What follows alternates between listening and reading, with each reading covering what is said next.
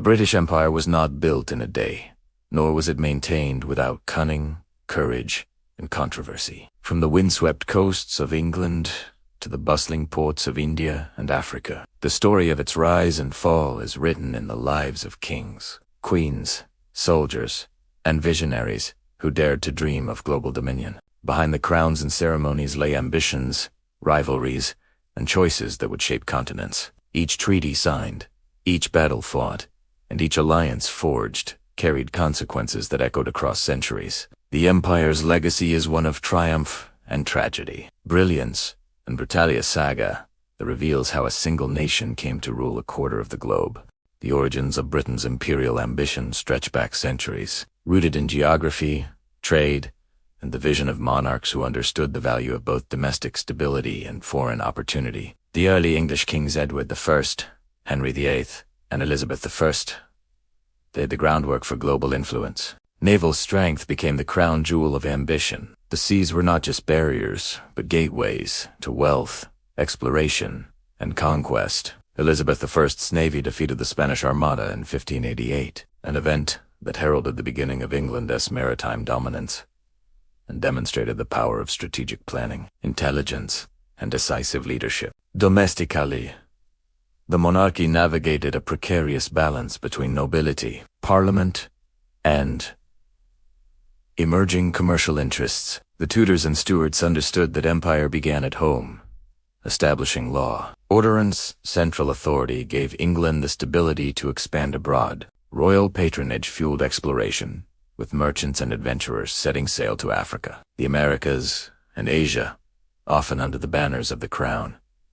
Each voyage carried both hope and danger, with crews facing storms, disease, and unknown cultures. Yet the rewards new trade routes, precious resources, and strategic footholds shaped the nation's trajectory. Economic foresight intertwined with royal ambition. Monarchs understood that wealth was power, and power sustained dynasties. England invested in early trading companies, such as the East India Company, combining state backing with private initiative. The monarchy's involvement was subtle but crucial. Charters, protection, and political leverage ensured that English merchants could compete against the Dutch, Portuguese, and Spanish, securing resources that fueled both domestic prosperity and foreign campaigns. The decision from approving a naval expedition to negotiating a trade treaty became a thread in the tapestry of empire. Cultural and religious influence further amplified the crown's reach. Protestant England, navigating tensions with Catholic powers, leveraged ideology as a tool of expansion. Missionaries, scholars, and diplomats spread English language, faith, and governance structures across distant territories. Royal ceremonies and symbols, meticulously choreographed, projected authority and unity both at home and abroad. Monarchs understood that perception was as critical as reality. A king's visage on coins, flags, and official decrees conveyed stability,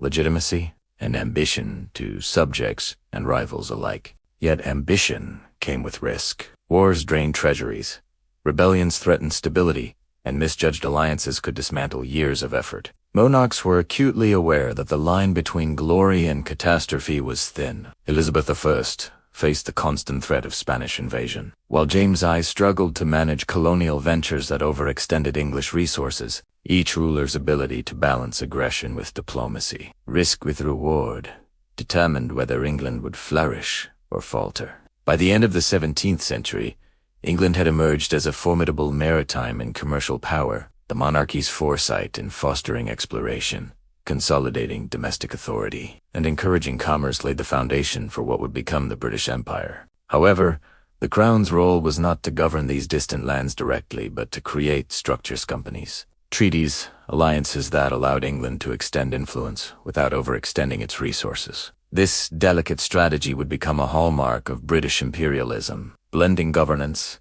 trade, and diplomacy in a formula that ensured centuries of expansion. In conclusion, the seeds of empire were sown in the careful interplay between royal ambition, domestic stability, maritimic innovation, and economic foresight. Kings and queens who understood the importance of both visible power and unseen. influence created a blueprint that future monarchs would follow. The British Empire's eventual rise to global prominence was not a matter of luck, it was the product of calculated risk, visionary leadership, and a relentless drive to project authority across continents.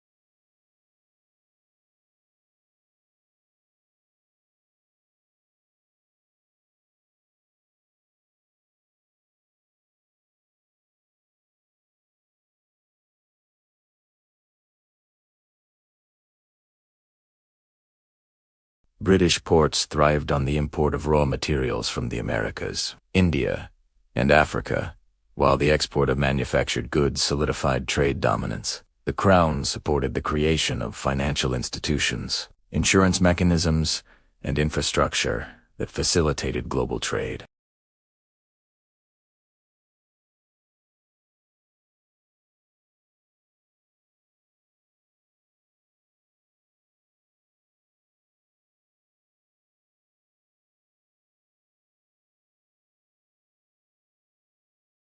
These conflicts tested the limits of British influence and required careful balancing of authority, image, and governance.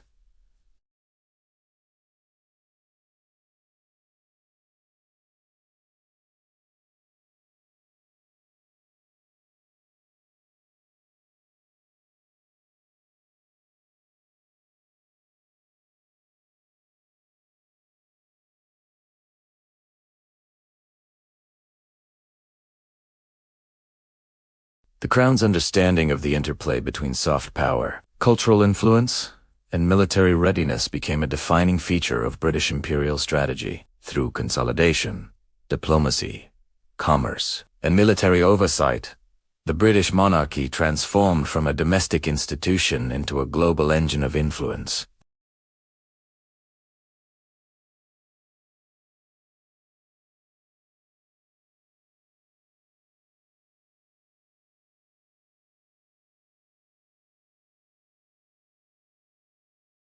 The 19th century represented the apex of British global power. The monarchy, though constitutional in its domestic authority, exerted immense influence over the empire's direction. King George III and his successors, including George IV and William IV, navigated a delicate balance of tradition, parliamentary limitations, and international expansion. They understood that while governance was increasingly shared with Parliament, the Crown's symbolic and cultural power remained a crucial glue holding the empire together. Industrialization transformed the empire's capacity. Steamships, railways, and mechanized production allowed Britain to move goods, troops, and ideas with unprecedented speed. Monarchs actively supported innovations that strengthened imperial infrastructure. Royal patronage of scientific societies, naval engineering, and international trade missions underscored the Crown's commitment to modernizing Britain's influence. The monarchy's presence in these projects reinforced the perception that the empire's success was intrinsically tied to the wisdom and stability of the sovereign. Colonial administration became increasingly intricate. India, the jewel of the empire, was administered through a mix of direct Crown rule and the East India Company's governance. Monarchs received detailed reports from governors, commissioners, and military leaders, enabling them to make informed decisions while maintaining a strategic distance. In Africa, the expansion of trading posts and protectorates reflected Britain's growing economic and geopolitical ambitions. Monarchs understood that these territories were not merely resources but symbols of global influence that required careful stewardship. Diplomacy in Europe and beyond remained a continuous challenge. Monarchs navigated a world of shifting alliances, wars, and power struggles, ensuring Britain retained advantage without provoking costly conflicts. Treaties were carefully negotiated, royal marriages arranged, and symbolic gestures meticulously orchestrated to maintain prestige. The Crown's involvement, while often unseen in public records, shaped policies that reverberated across continents. Monarchs served as both mediators and strategists, balancing national interests with global responsibilities. Cultural projection complemented political and military power. The monarchy leveraged ceremonies, patronage, and public appearances to consolidate loyalty and admiration both at home and abroad. Royal tours, the spread of British education and law, and the establishment of cultural institutions reinforced Britain's image as a civilized and benevolent empire. Even distant subjects experienced the monarchy through symbols, coins, flags, proclamations, and portraits. The crown's omnipresence created a sense of unity, despite geographic distances. Military power remained central to sustaining empire. Monarchs ensured the Royal Navy dominated the seas, protecting trade routes and deterring rivals. Colonies maintained local militias, yet Britain's global influence depended on disciplined and technologically advanced forces. Monarchs closely supervised naval appointments, colonial defense strategies, and war preparedness, often consulting experienced advisors to balance effectiveness with diplomacy. These efforts secured the empire during global conflicts such as the Napoleonic Wars, demonstrating the monarchy's foresight and strategic acumen. However, the period was not without challenges. Nationalist movements, resistance in colonies, and domestic political reform demanded careful attention. Monarchs had to manage Parliament's growing influence while protecting imperial interests. Navigating these tensions required patience, negotiation, and the ability to influence through subtle persuasion rather than force. The monarchy's credibility and moral authority were central to maintaining cohesion across the empire. The crown also maintained its influence through personal relationships. Monarchs cultivated trust with ministers, diplomats, and colonial officials, ensuring loyalty and effective governance. These connections were maintained privately, often away from public scrutiny, creating a network that allowed Britain to act decisively when circumstances demanded. The monarchy's ability to coordinate with these networks was a key factor in its enduring authority. By the mid-19th century, Britain's empire had expanded across continents, reaching its zenith in terms of territorial extent, economic power, and cultural influence. Monarchs combined diplomacy, military strength, economic foresight, and symbolic authority to ensure that the empire's vast and diverse territories remained interconnected. The monarchy's subtle guidance ensured not only survival but prosperity, laying the foundation for the modern British state and its global legacy. Shadows of influence, diplomacy, alliances, and intrigue. As the British Empire expanded across continents, the monarchy's influence stretched far beyond the walls of palaces. While citizens marveled at grand ceremonies and public appearances, the true levers of power were pulled behind closed doors. Diplomats, foreign envoys, and ambassadors operated under the careful watch of the crown, their every interaction carefully orchestrated to reinforce Britain's global dominance. Monarchs learned that influence was not wielded solely through armies or legislation, but through negotiation, subtle persuasion, and the cultivation of alliances that could span decades. Royal strategy during this era was a delicate balance between domestic stability and international ambition. Courtiers and advisors, handpicked for loyalty and cunning, ensured that no misstep in communication or etiquette undermined Britain's authority. Every audience with a foreign dignitary was more than a formality. It was a test of perception, an opportunity to project confidence, wisdom, and unshakable command. Letters and dispatches, written with painstaking precision, carried the weight of the nation's reputation, often concealing the true intentions of the crown behind carefully chosen words. Marriages and familial ties became instruments of diplomacy as potent as treaties. Strategic unions with European royalty secured alliances, deterred rivals, and strengthened trade networks. Within the courts, whispered conversations and discreet negotiations shaped the fate of nations. Monarchs understood that the perception of unity, competence, and divine favor was as vital as military might. A single scandal or a poorly timed remark could ripple across empires, undermining centuries of careful cultivation of authority. Domestically, the monarchy maintained a silent hand over political matters, guiding ministers and advisors without ever appearing to intervene. Through the distribution of patronage, subtle endorsement of policies, and careful observation of parliamentary debates,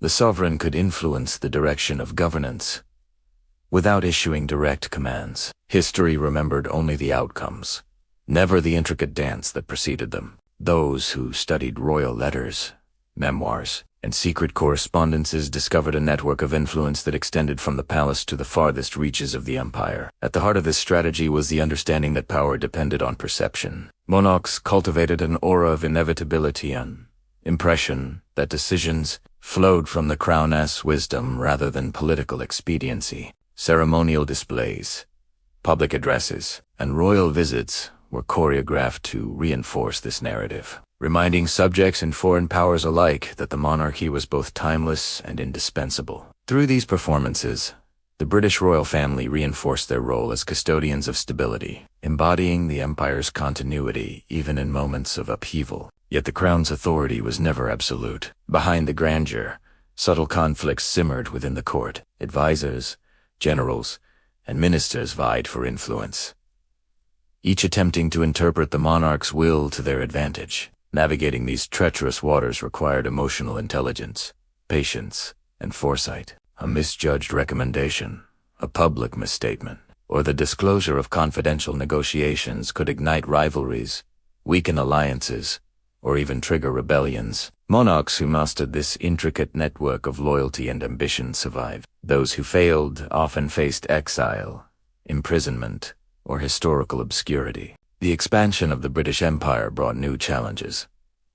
Cultural understanding, trade negotiations, and colonial administration required careful oversight. Monarchs relied on detailed reports from governors, diplomats, and explorers, cross-referencing intelligence to ensure policies aligned with the crown's long-term objectives. The empire's reach was vast, but its cohesion depended on precision, discretion, and the ability to anticipate crises before they escalated into open conflict. In this period, the interplay between diplomacy and domestic governance became especially pronounced. Successive monarchs learned to leverage international prestige to stabilize internal politics, presenting a vision of Britain as a global leader whose authority was both moral and practical. Ministers and parliamentarians, aware of the crown's subtle but persistent influence, often deferred to royal judgment on sensitive matters, understanding that the monarchy's symbolic authority could bolster political legitimacy far more effectively than legislation alone. As the British Empire reached the height of its power, the monarchy faced unprecedented challenges that tested both its authority and adaptability. International rivalries, colonial unrest, and the rise of new political ideologies demanded a recalibration of royal influence.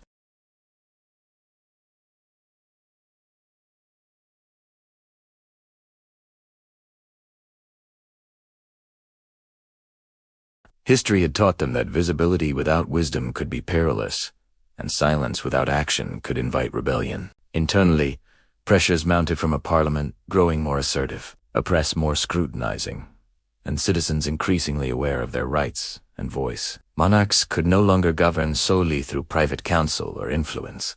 They had to engage with public sentiment carefully. Royal addresses, speeches at public ceremonies, and participation in state rituals were calibrated to convey strength, empathy, and moral authority, assuring the populace that the monarchy remained an indispensable stabilizing force. Even a seemingly trivial mistake, an untimely comment, or perceived favoritism could ignite political backlash, as ministers and courtiers maneuvered to protect both the throne and the nation. Colonial administration provided another arena for testing royal acumen. Governors and colonial officials reported directly to the crown, navigating diverse societies, complex trade networks, and occasional rebellion. Monarchs maintained meticulous oversight, reading detailed correspondences and commissioning discreet envoys to assess local conditions. Each decision, whether concerning the British monarchy, while often celebrated for its pageantry and tradition, was also a central actor on the global stage,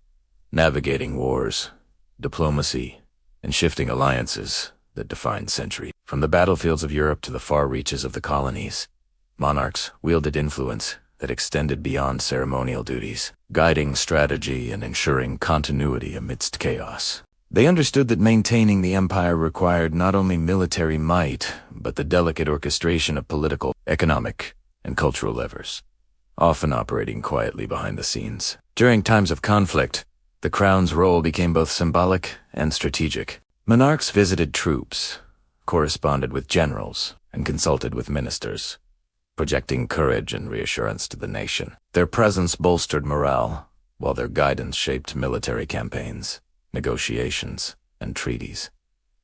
Even as governments and parliaments debated policy, the monarch's subtle interventions ensured that decisions aligned with long-term stability, reinforcing the continuity of British power. Diplomacy, too, demanded nuance. Ambassadors, envoys, and foreign dignitaries were received with ceremonial splendor. Yet every interaction was an opportunity to gauge intentions, build alliances, and influence negotiations. Monarchs studied reports, analyzed intelligence, and sometimes personally mediated conflicts, demonstrating that royal authority could extend quietly, yet powerfully, beyond national borders. The crown's image, carefully cultivated through portraits, correspondenze, and ceremonial displays, became a tool for projecting both prestige and soft power, signaling to allies and rivals alike that Britain's monarchy was a stabilizing, enduring institution. Cultural influence accompanied military and diplomatic authority. Monarchs patronized the arts, sciences, and education, creating institutions that reinforced national identity while projecting imperial power. The British monarchy became synonymous not only with leadership, but with refinement, learning, and moral authority, traits that strengthened its legitimacy in the eyes of both citizens and the international community. Yet with great power came profound vulnerability. Wars strained finances, challenged political alliances, and sometimes provoked public unrest. Monarchs faced criticism and scrutiny, both at home and abroad, as the consequences of decisions reverberated across continents. To navigate these pressures, the crown relied on trusted advisors, private counselors, and a network of diplomatic contacts, ensuring that every move was measured, deliberate, and aligned with the monarchy's enduring interests. The interplay of war, diplomacy, and domestic stability highlighted the monarchy's unique role. A symbolic anchor during times of upheaval, a strategic guide in complex political landscapes, and a moral touchstone that conveyed continuity across generations. By balancing visibility with discretion, influence with restraint, the monarchy maintained authority even as the world around it transformed. As the 19th and 20th centuries dawned, the British monarchy faced unprecedented challenges. Industrialization reshaped society, the empire expanded and contracted, and political power increasingly shifted toward elected governments. Yet, amid these transformations, the monarchy adapted with remarkable resilience, demonstrating that survival depended on evolution as much as tradition. Kings and queens navigated constitutional limits, public scrutiny, and global responsibilities, blending ceremonial grandeur with practical engagement to maintain their relevance and authority. The Victorian era marked a pivotal moment. Queen Victoria, embodying both moral rectitude and imperial ambition, became the symbol of a nation at its zenith. Her reign exemplified the delicate balance between ceremonial presence and subtle influence through correspondence, counsel to ministers, and careful oversight of colonial affairs. She reinforced the monarchy's authority while respecting emerging democratic structures. Her ability to command respect across class divides, maintain the loyalty of ministers, and embody national unity set the standard for modern constitutional monarchy. World conflicts tested the monarchy's resilience further. During the World Wars, kings and queens assumed visible, morale-boosting roles, visiting troops, addressing the nation, and representing continuity amid chaos. George V and George VI exemplified steadfastness, demonstrating that the crown could unite citizens even as governments navigated existential crises. The monarchy's symbolic power became inseparable from its practical impact. Public appearances, speeches, and strategic guidance helped maintain national cohesion in moments of fear and uncertainty. Media scrutiny, once limited to court chroniclers and pamphlets, transformed in the 20th century with radio, film, and television. Monarchs learned to balance visibility with privacy, projecting an image of stability, moral integrity, and compassion. Carefully managed appearances, charitable engagements, and diplomatic travels reinforced the monarchy's soft power, allowing it to influence public sentiment without direct political intervention. The lessons of centuries of invisible influence remain central. Subtlety, discretion, and symbolic authority preserve both legitimacy and cultural impact. Family dynamics also shape the monarchy's public perception and private stability. Marriages, alliances, and succession were not merely personal matters. They carried political, social, and symbolic weight. Monarchs navigated personal conflicts, public scandals, and internal pressures with an eye toward preserving both the institution's dignity and its long-term survival. The interplay between private vulnerability and public responsibility became a defining feature of the modern monarchy, humanizing rulers while underscoring the weight of historical legacy. Colonial expansion, decolonization, and globalization required a redefinition of the monarchy's role. As Britain's empire receded, the crown transitioned from a ruler of distant lands to a symbol of continuity, diplomacy, and cultural influence. The monarchy adapted to new international norms, participating in Commonwealth affairs, state visits, and diplomatic initiatives. By embracing ceremonial duties, moral authority, and public engagement, the monarchy maintained relevance in an era defined by democracy, communication, and global interconnection. Ultimately, the modern British monarchy exemplifies a synthesis of tradition and transformation. It draws authority from centuries of precedent while adapting to contemporary expectations. Kings and queens serve as unifying symbols, moral arbiters, and cultural icons, bridging the past with the present. Their power lies not merely in legislation or military might, but in the subtle orchestration of perception, loyalty, and influence, a mastery refined over generations of strategic insight, personal sacrifice, and historical awareness. The lessons of this evolution are clear.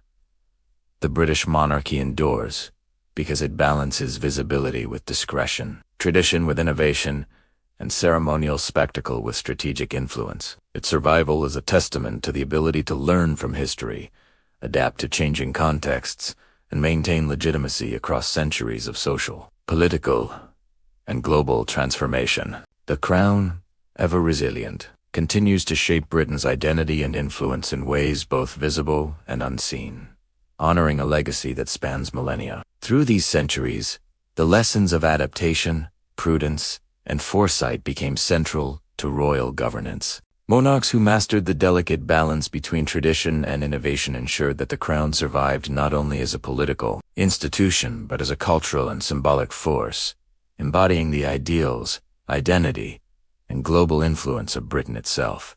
As the 21st century unfolded, the British monarchy faced the ultimate test, remaining relevant in a world shaped by democracy, media, scrutiny, and global interconnectivity. Monarchs no longer wielded political power in the traditional sense, yet their influence persisted in subtle, enduring roles. The crown had transformed from a seat of command to a symbol of continuity, tradition, and moral authority, bridging centuries of history with the demands of modern society. It became clear that the monarchy's true strength lay not in legislation, armies, or colonial reach, but in the careful cultivation of trust, cultural influence, and a symbolic presence that united a nation and inspired the world. The evolution of the monarchy demonstrated a remarkable capacity for adaptation. From the early Anglo-Saxon rulers who consolidated power through force and alliance, to the Norman kings who reshaped governance and landholding, the monarchy survived by balancing ambition with pragmatism.